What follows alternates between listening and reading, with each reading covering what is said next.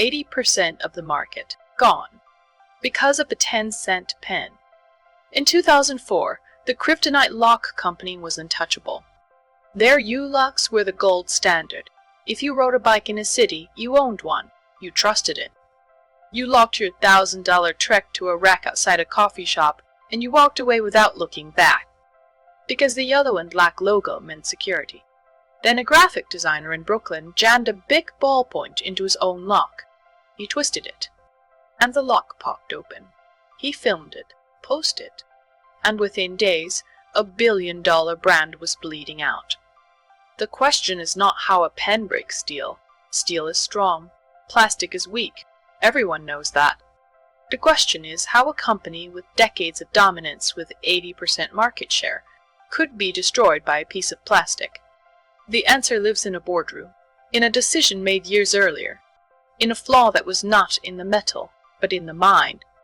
To understand the fall, you have to understand the lock.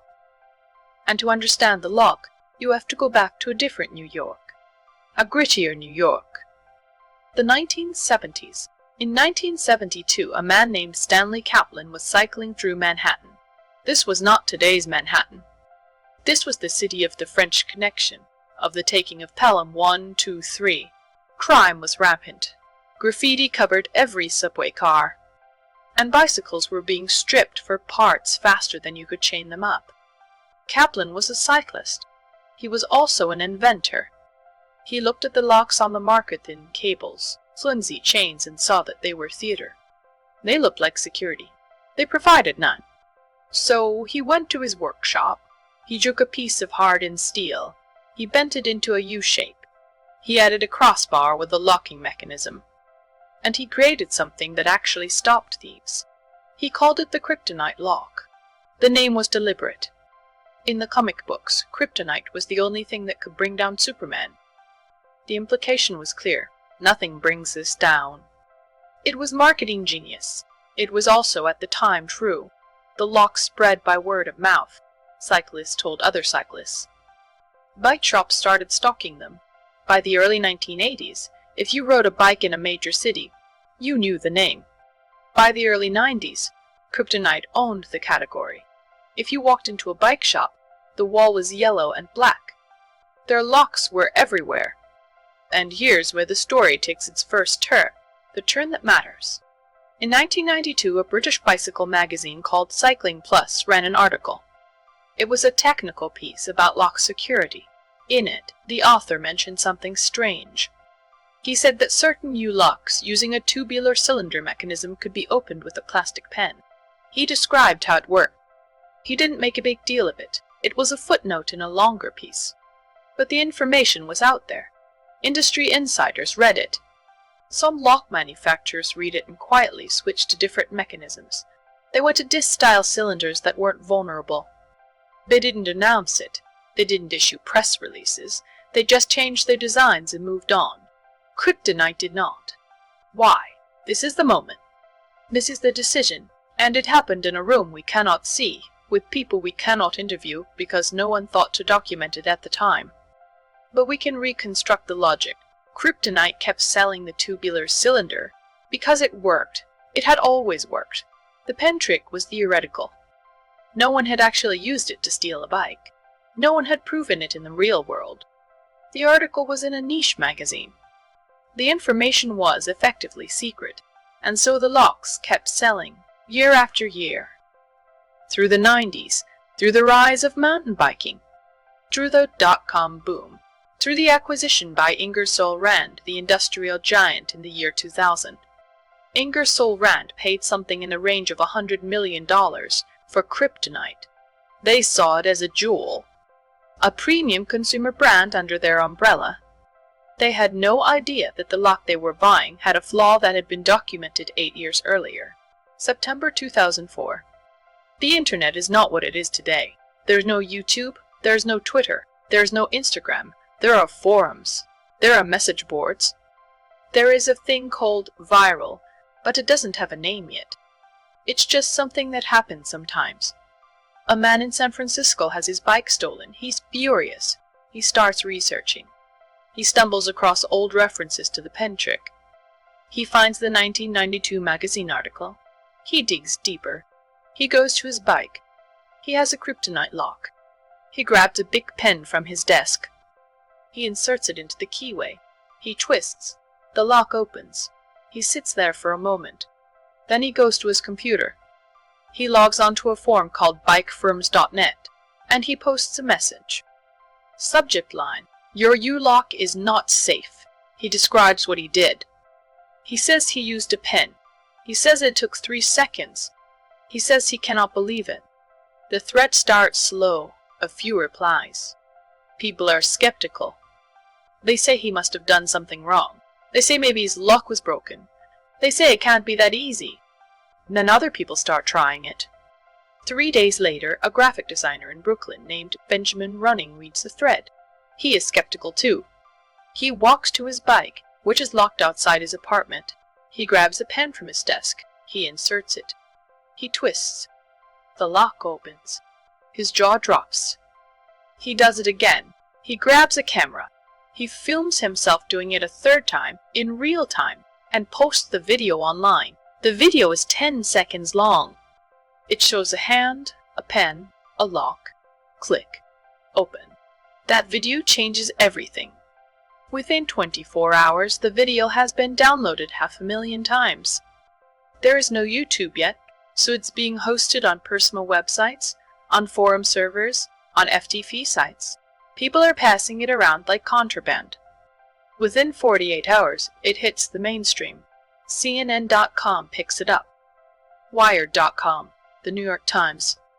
370 news sites run the story. The original forum thread where it started has been read 340,000 times.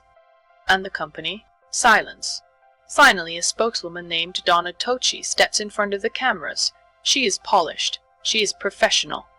She says the company is accelerating the introduction of a new lock with a different cylinder. She points out that they already sell a premium lock, the New York lock, that uses a disk mechanism and is not vulnerable. She suggests that customers who are worried can upgrade. She does not issue a recall. She does not apologize.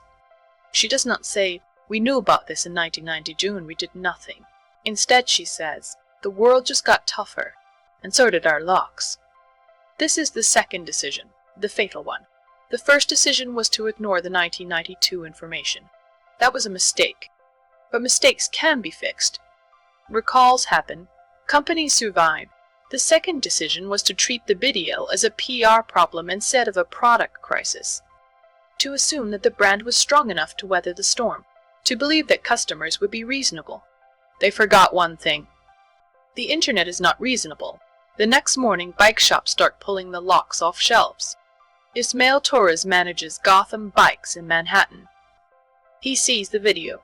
He walks to his wall of kryptonite locks. He starts pulling them down. A reporter asks him why. He says, "I don't trust them anymore. If I don't trust them, how can I sell them to my customers?" Other shops follow. In Boston, in Chicago, in Seattle, the phones at Kryptonite headquarters light up with dealers demanding answers, demanding replacements, demanding something. The company still has not issued a recall. On September 22nd, 10 days after the original forum post, the lawyers step in. A class action lawsuit is filed in San Diego Superior Court. The plaintiffs are Kryptonite customers. They argue that the company knew about the vulnerability because it was published in 1992 and failed to warn them. They point to the company's advertising, which promised security, and say it was fraud. A second lawsuit follows in Canada. Then another. Kryptonite is now facing claims that could reach $200 million. Only then does the parent company act. Ingersoll Rand, the industrial giant that bought Kryptonite 4 years earlier, convenes an emergency meeting.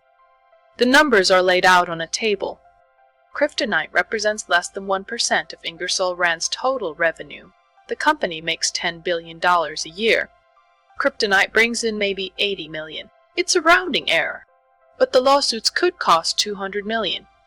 The recall could cost millions more. The brand damage is incalculable. The executives look at the numbers. Then they look at each other. And they make a decision. They will issue the recall. They will replace every vulnerable lock for free. They will air freight new disc cylinder locks from Asia. They will set up a website. They will try to make it right. But they will also start planning the exit. In their third quarter earnings report, buried in the fine print, is a single line. It reads, "Operating margins declined, reflecting approximately $10 million of estimated costs related to Kryptonite cylindrical bicycle locks." $10 million. That is the official cost of the pen, the number that goes into the spreadsheet, the number that analysts will see. But the real cost is not $10 million. The real cost is 80% market share. The real cost is the trust of every cyclist who ever believed in the brand. The real cost is the yellow and black logo, once a symbol of invincibility, now a punchline. In January 2005, Business 2.0 magazine publishes its annual list of dumbest business moments. Number 1. Kryptonite. Not because a lock failed. Locks fail all the time. But because a company sat on a known flaw for 12 years, because they assumed the secret would keep, because they underestimated the speed of a video, because they responded to a crisis with press releases instead of action. Kryptonite still exists today. You can buy their locks on Amazon. They have good reviews. They are fine locks, but they are not the king. The aura is gone. The trust is broken. And every once in a while, someone will post a comment on a forum or a video on TikTok, asking, "Is this the one that opens with a pen?" And someone else will have to explain that no, that was a different model. That was a different time. That was a different company. But the question lingers. There is a photograph taken in September 2004. It shows a bike shop manager standing next to a cardboard box. The box is full of Kryptonite locks. He is pulling them off the wall. The locks are brand new, still in packaging, still priced. But they are already worthless. Behind him, on a counter, is a big pen, just sitting there. That image is the ledger. That is the cost. Not the $10 million, not the lawsuits, not the market share. The cost is a box of perfectly good locks, rendered obsolete by a piece of plastic, and a manager who will never trust that name again. In the digital age, a secret is only a secret until someone hits upload. The pen was always there. The information was always there. The only thing that changed was the video. And by the time they realized that, it was too late.